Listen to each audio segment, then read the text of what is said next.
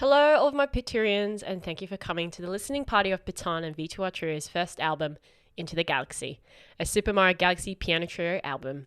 This comes out tomorrow on the 6th of May, 10:30 a.m. Australian Eastern Standard Time, which is under 24 hours from this listening party. This is all pre-recorded as myself, Helaine, and Francis do have work or have university studies to attend to at this time, but I hope you don't mind and will enjoy this video. Firstly, I thought I'd give a bit of a brief to why we decided to do this album and how it all began. It started at the end of 2019 when I was traveling overseas. This is also a time where I also like to listen to a lot of music between destinations.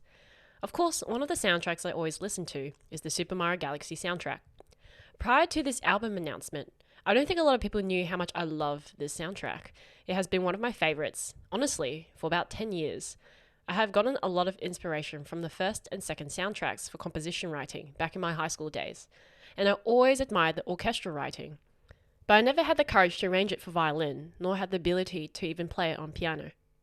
So back to this trip, I listened to the soundtrack in the car and I thought, hang on, this would sound truly amazing for a piano trio. So I started listening to each track and I had many piano trio arrangement ideas just popping up in my head.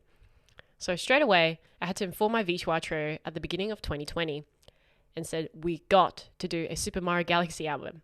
At first they were like, yeah, cool, but orchestral, that's very hard to reduce to 3 instruments. But I had faith and many ideas for it to work for piano trio.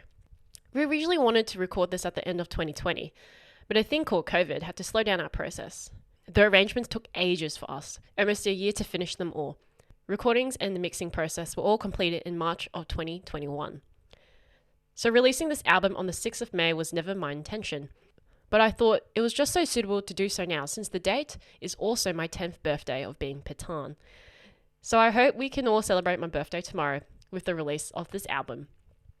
Throughout this listening, myself, Helaine and Francis will be talking a bit about our arrangement process before listening to the actual track. Just thought this will help provide a bit of a personal level of what we had to go through and why we wrote it in this certain way. Let us begin with our first track in this 11-track album. This was the first track we recorded back in June 2020. This arrangement was cute and easy to write, besides the fact I made Helaine let out the biggest sigh when I made her do this terrible range jump from the middle to the top register with very little time. She nailed it though through this recording. This is The Star Festival.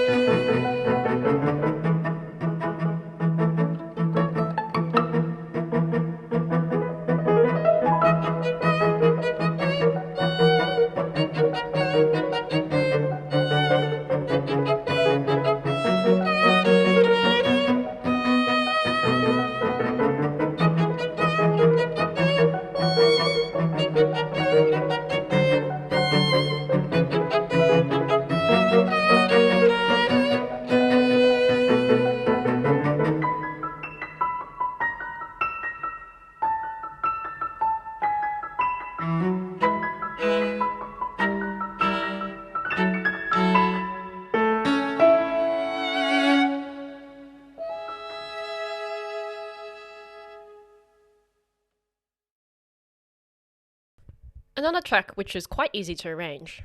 I really loved how this piano sounded here because of the space we were recording it in. I wanted to make sure the recording sounded real and almost live. Also, I want it to be not so dry and just capture the nice natural reverbs of the recital hall space. I think this sound is really appropriate for the soundtrack in order to create a spatial and magical effect. I worked with a lot of texture here, making sure we build in the beginning to illuminate how great the scale of Bowser's airship was. So it starts with the piano left hand, followed by the cello, then the violin, then adding piano right hand. We always lost count how many times we had to do that repeated phrase, the dun dun dun dun dun dun, before we had to like change the notes to the next melody. The original key is in G minor, which was also so perfect for myself and Francis, so we could just lash out our G string notes. And the tremolo in the piano was actually added in during the recording session to just have more texture to the sound. This is Attack of the Airships.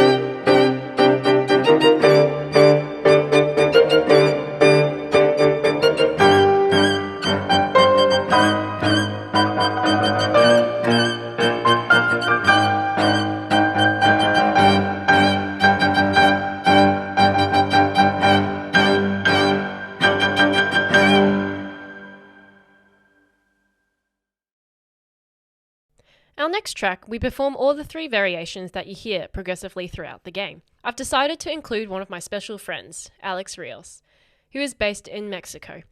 He was actually one of my first international friends that approached me because he really enjoyed my covers.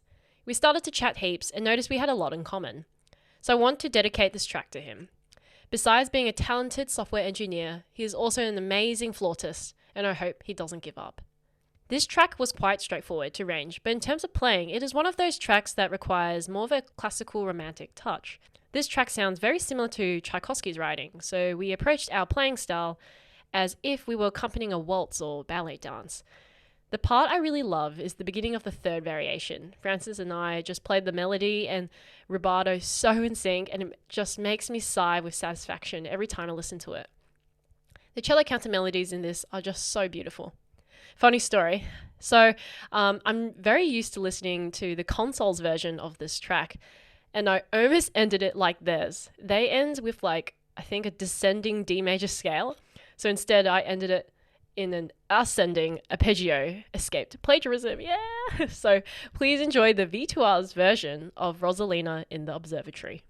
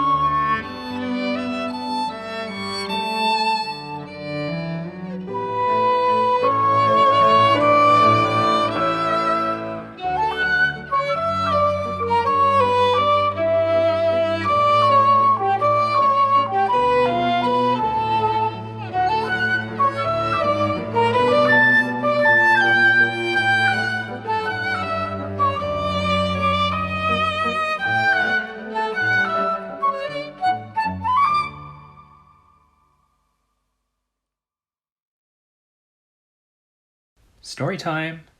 When I volunteered to arrange Egg Planet long before our sessions, I totally underestimated how difficult it would be. You wouldn't know from the tracks that ended up on our album, but much of the soundtrack doesn't translate well to piano trio.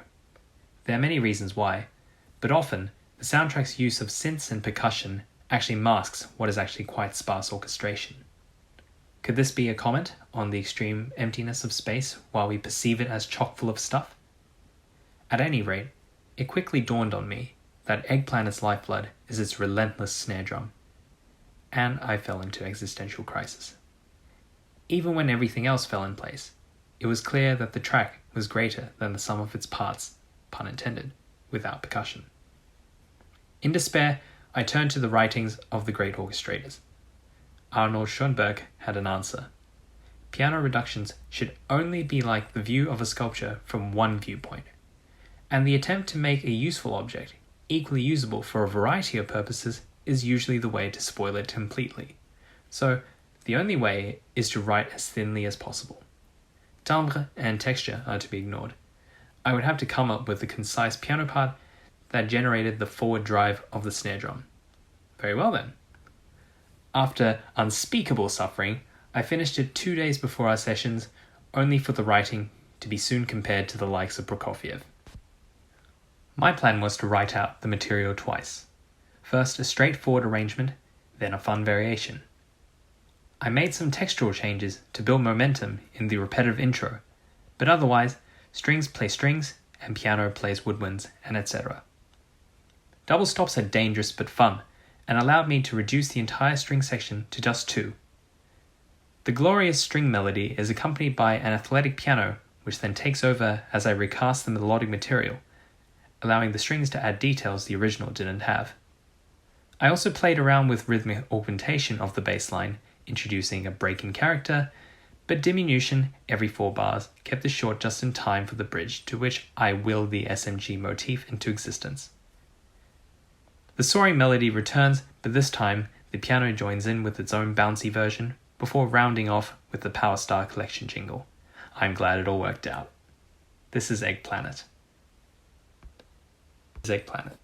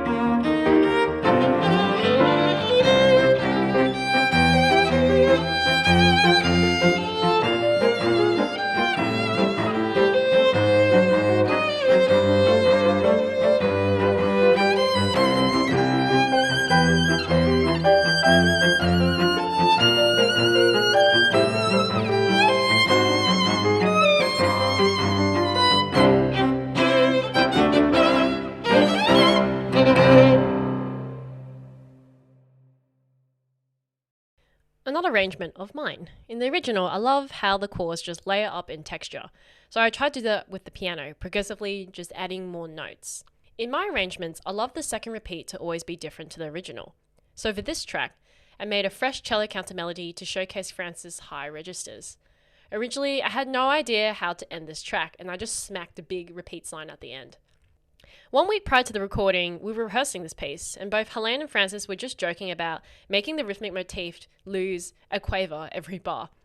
But little did they know that their idea was actually the most brilliant thing ever. So for the ending, I got everyone to play the introduction again, but I slowly stripped away parts, leaving both the violin cello playing the rhythmic motif with some quavers removed, making it sound irregular.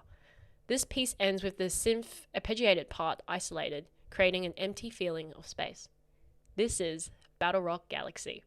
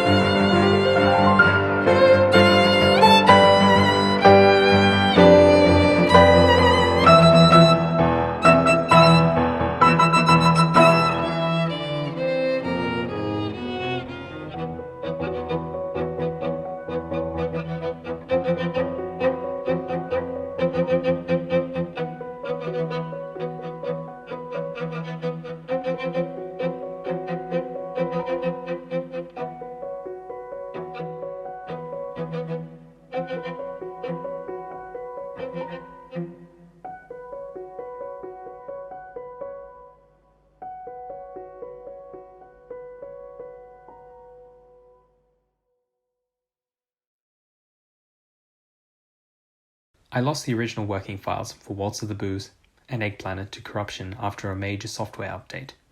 It was very sad. Fortunately, I rewrote Waltz of the Booze in a day, while Egg Planet took a lot longer than that. This one translated to piano trio pretty well. I was able to substitute the flute and synth parts while preserving the overall intimate atmosphere, enclosing a rather truculent B section. Unlike Egg Planet, I thought it would make sense to preserve the setting of the material as a simple repeat, instead of writing a variation. Before the sessions, I'd originally set the cello counter melody as an artificial harmonic passage on the C and G strings. This was a very cool and unusual effect apt for Ghostly Galaxy, but given the C and G strings aren't very responsive to begin with, it was extremely unreliable and I decided against it at the last minute, so we had to spill it into the next day of sessions. This time, I opted for sul ponticello, the glassy sound from bowing on the bridge, with the wide vibrato and rather approximate pitch, which projected much better. After the second time repeat, I wrote a simple coda in the major key with luminous natural harmonics from the strings. Is that the sun? This is Waltz of the Booze.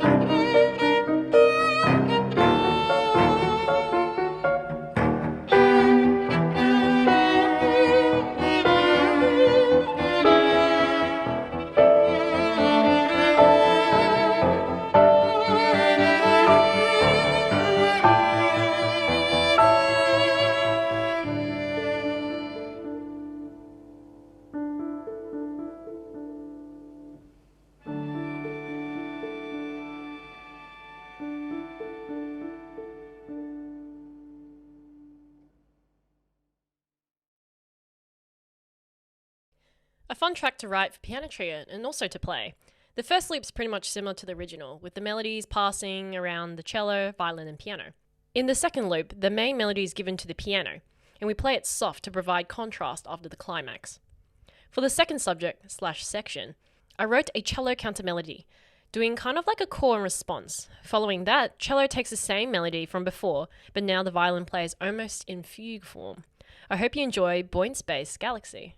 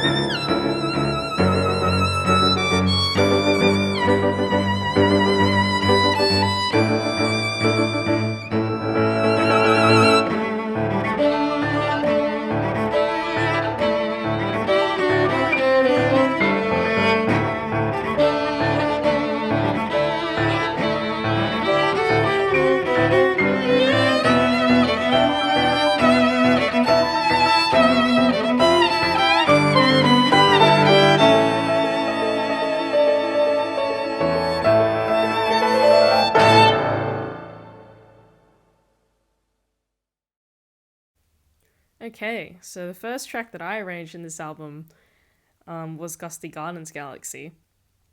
And being one of the more iconic and recognizable tracks from this game, I think it was a real challenge to arrange it and reduce it for trio.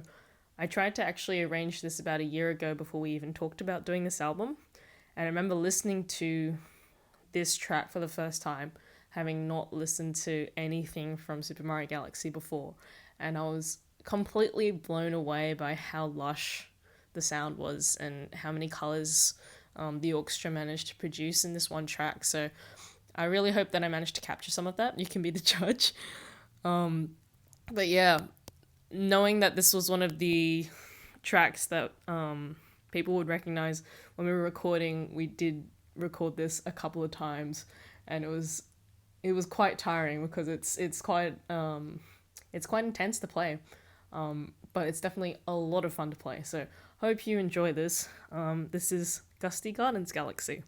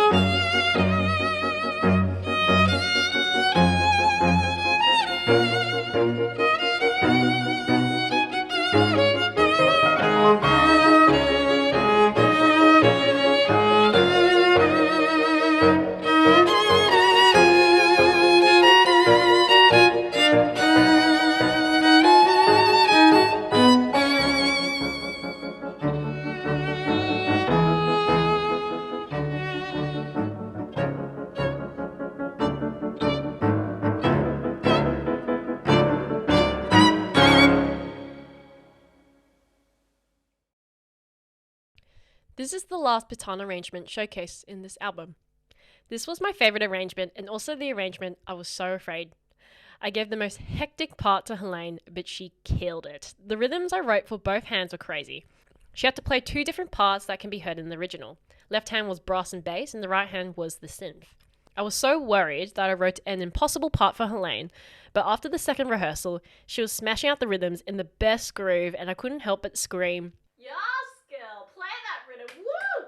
There was a lot of percussion heard in the original, so of course I had to give some to Francis and Helaine. In the second repeat, I wanted to try and mimic that oriental instrument. I'm not too sure what it's called, but you can hear it in the original. So I made the string instruments do Bartok pizzicato with vibrato. Bartok pizz is essentially just kind of like picking up the string and releasing it so it makes like a snap sound against the fingerboard of the string instrument. I originally was going to have all the melody until Francis randomly played the melody on cello with amazing wide vibrato. It sounded so incredible and close to the original that I had to give him the second part of the melody. I hope you enjoy Melty Molten Galaxy.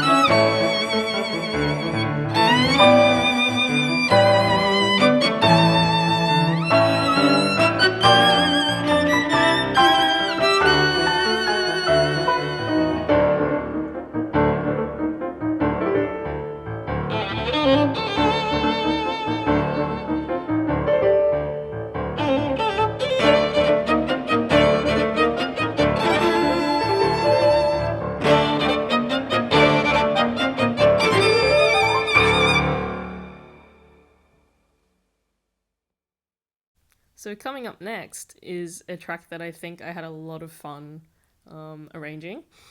It's the Galaxy Reactor, and I arranged this after Super Mario Galaxy, the last track in this album, and it was an absolute relief after the mammoth task of Super Mario Galaxy, which you'll hear about later. The thing with the Galaxy Reactor that I think made it quite different to the other arrangements was just that it has a lot of synth sounds in it, and a lot of just sound effects, I guess, that I had to try and mimic in the ensemble. And as I am not very well versed with string instruments, I wanted them to create a sound that I had no idea how to notate. So I was going onto YouTube and looking up weird sounds on violin and finding compilations of people making weird sounds, like just like siren sounds, and then I found them doing a seagull sound, and I thought, oh, the seagull sound's something that people notate in classical music. I've seen that before. Surely I can make them do that. So in the end, it just looked like a whole bunch of scribbly lines on the page for them, and they just knew what to do with it because I sent them a video and said, can you do this? But I definitely think having some of those extended techniques, and even in the piano, I do get to use the soft pedal and do slightly different touch, I guess, to try and create that synth sound. I think it's a slightly different track from the other two that I arranged, so hope you enjoy. This is the Galaxy Reactor.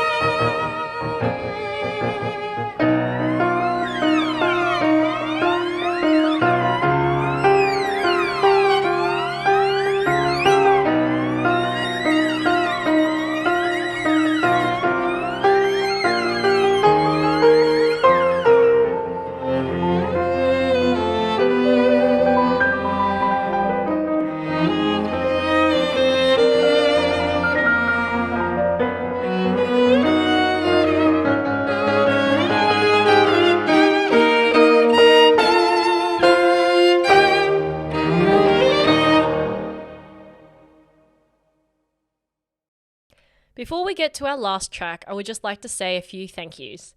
Thank you to my two beautiful musicians, Helaine and Francis, for saying yes to the most ambitious and most stupidest idea ever, but still falling through and making this dream project come to life. I still cannot believe we did this all by ourselves. We went through a lot, and we deserve a big pat on the back. I look forward to our future projects together. Additional thanks to Azalea, also known as Helaine, for creating the beautiful album art and all the promo art banners. The most stunning work, and you always make my ideas become amazing end products. Thank you to also Panagiotis Karamanos and Julian Zulci Sanchez for being my amazing audio engineers. Without you guys, well, we wouldn't have never able to record. You guys were able to help capture the most natural tones of our instruments. Finally, thank you to all of you guys, my Patreons, for For the past 10 years, I've constantly met new friends, and your support is just out of this world. You are all so truly nice, kind, and all have beautiful souls. Thank you for your support, and I hope you look forward to more PitTan and V2R Trio content. I've still got at least 2 big projects in the making for this year, so I hope you're excited and stay tuned. And now, here's Helaine speaking about our final arrangement of our album, Into the Galaxy. Okay, so we've come to the last track of the album. It's the titular track called Super Mario Galaxy. They play this track over the staff credits at the end of the game. So it is a decently long track just to cover all the amazing people that are involved in making the game. It goes through so many key changes. I remember listening to it for the first time and just going, oh my goodness, I'm going to have to figure out what keys we're going to and how to just make it nice to read so that it's not super painful to look at for the first time. After getting over the fact that we went through a lot of key changes, again, it was just the challenge of reducing from such a large orchestral sound just to the 3 of us. But I think it sounds different from the original track, but I really like how it turned out. And I got a lot of pointers from Hana and Francis, which were really nice and really enhanced the sound of it. And I mean, they did an incredible job playing some of the very awkward runs that I wrote. They were even awkward for myself. I just wrote a scale and thought, yeah, it'll be fine. And then I came to actually playing it and thought, why did I write this? What am I doing? But we got through it, and that's all we needed. But yeah, it was quite exhausting to record as well, just because it was one of the longer tracks and it's quite demanding because we're trying to cover this full orchestral sound. So we managed to get through it. I'm really, really proud of this track, and it being the last one, I think I have to say that I'm super proud of Francis and Hana and the hard work that we did, and I think this is really incredible what we've done, and with all the support from everybody who's now listening to this, yeah, it's just something I never thought we'd do, and we've really done it. So I'll stop being sentimental and I'll let you guys listen to this last track. So this is Super Mario Galaxy.